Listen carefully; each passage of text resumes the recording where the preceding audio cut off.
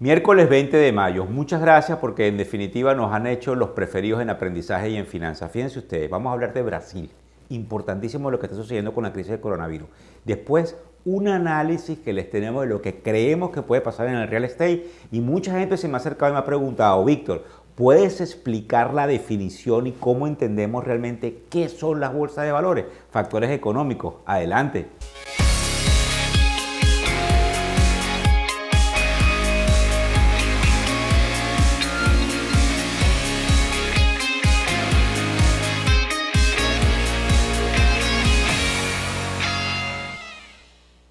Bueno, y otra de las cosas importantes que sucedió el día de hoy fue que la Comisión Nacional de Valores Americana, el SEC, Security and Exchange Commission, puso una barrera a las compañías chinas que cotizan en las bolsas de valores americanas. Casualmente vamos a tratar qué son las bolsas de valores porque el impacto que tiene esto en China es enorme y parece que puede ir a otras compañías, inclusive AT&T puede inclusive desligarse de DirecTV, que no tiene nada que ver con el hecho de que DirecTV salió de Venezuela tan pronto como ayer. Fíjense ustedes, vamos rápidamente a ver lo que sucedió con los índices financieros. La primera etapa tenemos al Dow Jones, que obviamente subió alrededor de 1,5%.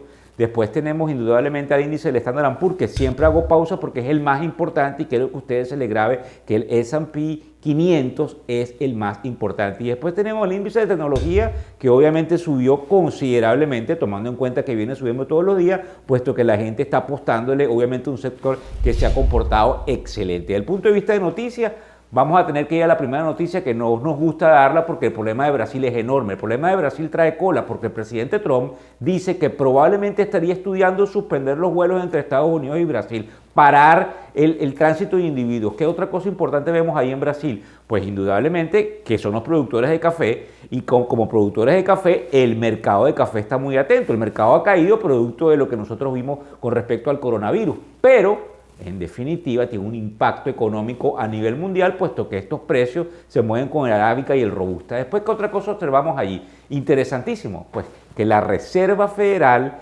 se reúne en su comité de mercado abierto y entonces ellos discuten una cantidad de cosas que días después es lo que se le da a los medios de comunicación y es lo que se llaman las minutas. Y en esas minutas, en la última reunión de todos los miembros de ese comité abierto de política monetaria, se observa que hay una preocupación porque esta pandemia indudablemente agarra a todo el mundo fuera de base y ellos también son seres humanos y se encuentran porque tienen una situación definitivamente sumamente extraordinariamente complicada, para ponérselo en esos términos enormes. ¿Qué otra cosa observamos? Vamos a ir al análisis de lo que nosotros pensamos del real estate. Fíjense ustedes, los bancos, ahí como ven en el titular, y muchas de las compañías financieras están buscando dónde dejar a sus empleados para que sus empleados no vuelvan a las ciudades.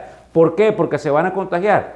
No solamente por eso, fíjense ustedes, hay algo interesante, solamente para agarrar el ascensor, para ir a la torre, te necesitas un distanciamiento social. Entonces, cuando tú mides en términos de empleados de ascensor, ves obviamente que las oficinas tienden a estar vacías porque la gente puede trabajar desde su casa. Y eso obviamente tiene un impacto enorme en la posibilidad de que haya un descalabro, al menos en el mediano plazo, del real estate comercial, bienes y raíces comerciales. Después, ¿qué otra cosa nosotros observamos dentro de ese proceso? Bueno, indudablemente vemos las preferencias de la gente que tiende a decir, bueno, ya que yo voy a poder trabajar desde mi casa y que voy a poder trabajar remoto, pues ¿por qué no nos vamos todos a la playa? ¿Por qué no nos vamos todos a Miami? Sí, ustedes viven en Miami, muchos de los que me están mirando, pero esa es la ciudad número uno desde el punto de vista de un survey, que en español es una encuesta de donde la gente quisiera vivir, porque me imagino que por el sol y por el saborcito latino, porque para que ustedes sepan, a los americanos les encantan los latinos. Entonces,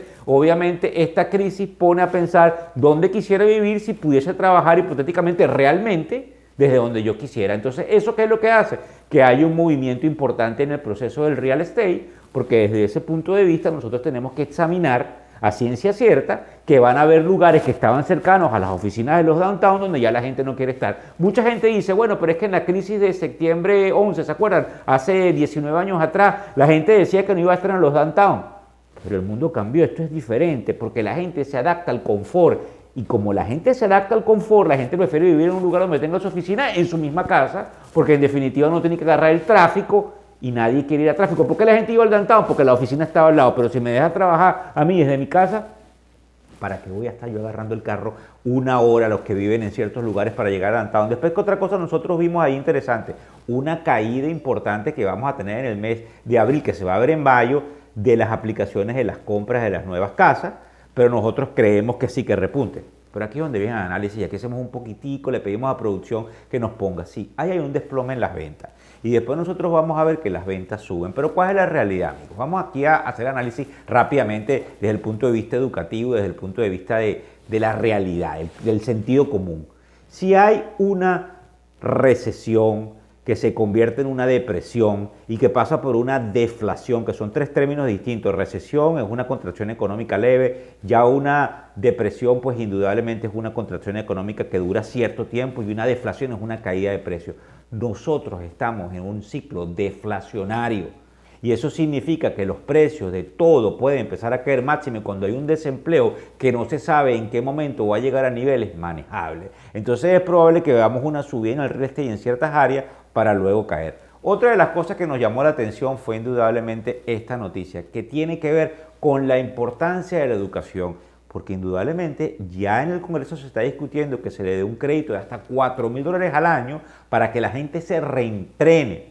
Fundamental, porque ven un proceso importante de que esta gente se reentrene en la parte técnica, en la parte de las compañías que necesitan cierta cantidad digamos, de herramientas de estos individuos, y que no necesariamente pasan por una carrera de 4 o como en Latinoamérica es de 5 años, sino algo muchísimo más violento. Y por supuesto se le da un incentivo fiscal a las compañías, se le da un incentivo fiscal a los institutos educativos.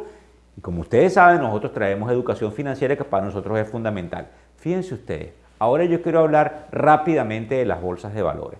Las bolsas de valores no son el mercado de capitales. El mercado de capitales es el todo completo, el mercado en sí. La bolsa es donde se transan las operaciones. Y anteriormente, yo que vengo de Venezuela, había lo que se llamaba el corro capitalino, que era el lugar donde se reunían los corredores de bolsa y hacían todas las operaciones. Eso cambió, por ejemplo, en Venezuela en el año 1992, cuando se crea lo que se llama el sistema de transacciones electrónicas, y que dio pie a que la tecnología hiciese que los corredores de bolsa que tenían una acción y eran miembros de la bolsa pudiesen transar electrónicamente. Todo avanzó muchísimo, y la bolsa de valores hoy no es más que un servidor electrónico donde se conectan los corredores de bolsa que trabajan por cuenta propia o por cuentas de sus clientes. Ahora bien, ¿cuál es la importancia de esto? Cuando por lo general le dicen a uno, Víctor trabaja en la bolsa, no es que se dirige todos los días a la bolsa, a la que era el corro capitalino, sino que trabaja en el mercado de capitales, porque hay transacciones que se manejan en diferentes bolsas, y hay diferentes bolsas, pero la Comisión Nacional de Valores, que es parte del mercado de capitales, tiende a fiscalizar que todas las bolsas se comuniquen en términos de precio, de modo de que el cliente final o quien compra o vende acciones por parte del cliente final tenga el mejor precio posible de compra y el mejor precio posible de venta, y acceso a la liquidez. ¿A qué liquidez? A que haya la cantidad de acciones y no se quede solamente en una bolsa u otra. Es decir, todo está interconectado y todo tiene de una u otra manera tecnología. Yo les voy a invitar a que vean este video, que dura alrededor de 1 minuto, donde yo explico, probablemente en palabras sencillas, qué es la bolsa de valores. Vamos a ver. La bolsa de valores. Todos conocemos el término, pero ¿realmente qué es? Anteriormente era un lugar físico donde todos los corredores de bolsa se reunían para hacer todas las negociaciones dependiendo de lo que sus clientes necesitaran.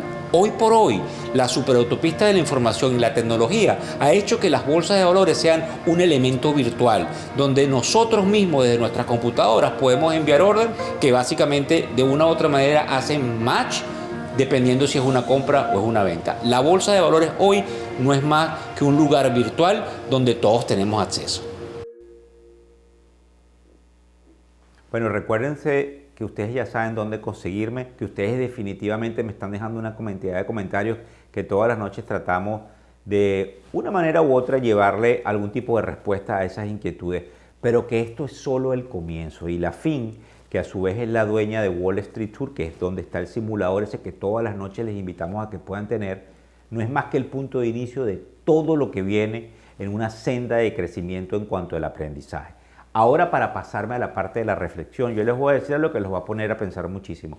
Pero fíjense ustedes, cuando ustedes escuchan a todo el mundo, tienden a sentirse en un terreno de confusión, porque por lo general todo el mundo tiene un consejo distinto, independientemente de que sean tus padres, de que sean tus hermanos, de que sea tu pareja, inclusive tus hijos. Entonces, aquí es donde choca un poco lo que voy a decir esta noche. Tiene que prevalecer tu propio interno tú, y es decir, tú haces lo que tú quieres hacer, porque en definitiva eres tú quien vive contigo mismo. ¿Se acuerdan que estamos en el mes de mayo y hablo yo desde el 1 de mayo de la salud mental? Una de las cosas más perniciosas para la salud mental es querer hacer feliz a todo el mundo, olvidando que quien debe ser feliz en un principio eres tú mismo y que para eso tienes que aplicar tu propia dictadura mental y hacer lo que tú quieres hacer. Sí, tú afectas a mucha gente, pero tienes que estar feliz contigo mismo. Eso no significa ser pedante o arrogante, eso significa tener un poco de egoísmo para ti. Y es importante inclusive cuando diriges a tu compañía, a tus empleados, cuando diriges a tus hijos y cuando diriges tu casa. Tienes que aprender a que todo cae sobre ti.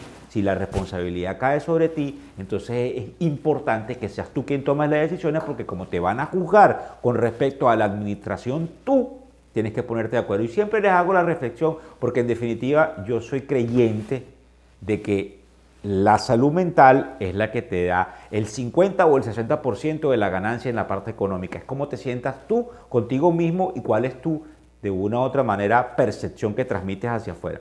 Le damos las gracias a las plataformas de distribución, empezando con Factores de Poder, con mis amigos que obviamente están en el equipo de producción. Vienen algunos cambios interesantes dentro de lo que vamos a hacer y ya viene, como a mí dice inclusive mi mamá, ¿cuándo vas a sacar las entrevistas? Las entrevistas vienen. Sencillamente hemos trabajado de cómo hacérselos en la segunda etapa del programa de Factores Económicos, así como lo hace Contrapoder y como lo hace Agárrate. Ahora vienen las entrevistas con líderes del mercado financiero. Así que les agradezco mucho la audiencia. Muchísimas gracias a todos por vernos. Como siempre, los médicos, las enfermeras, la gente que limpia. Y muchas gracias por retransmitir. Se despide de ustedes, Víctor Hugo Rodríguez. Hasta mañana.